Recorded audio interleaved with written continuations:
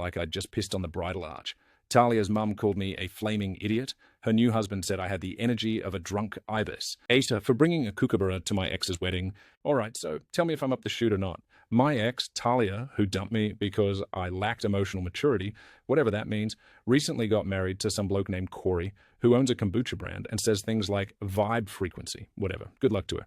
Now, despite our rocky end, I got an invite to the wedding. I wasn't planning to go, but then I found out it was going to be at the Taronga Zoo. And mate, I bloody love the zoo. So I figured free food, a few drinks, and a chance to see the meerkats. Why not? Anyway, I didn't want to show up empty-handed.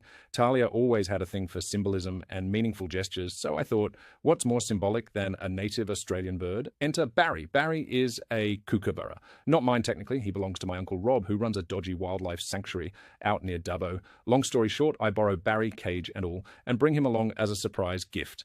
Now here's where it gets a bit spicy. Mid-ceremony, during the vows, Barry starts laughing. You know, that wild kookaburra cackle, proper, echoing through the trees.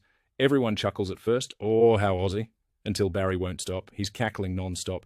Groom's talking about eternal love, and Barry's going off like he's watching a stand-up show. Turns out Barry was absolutely off his tits on some fermented mangoes Uncle Rob had been feeding the animals. He breaks out of the cage, flies onto the cake table, face plants the top tier, then proceeds to vomit fermented fruit all over the vegan cupcakes. Kids are crying, bride's crying. Someone screams, "Who brought a wild bloody bird?" So I'm standing there holding an empty bird cage, trying to explain that it was a gesture of love and heritage, and everyone's looking at me like I'd just pissed on the bridal arch. Talia's mum called me a flaming idiot.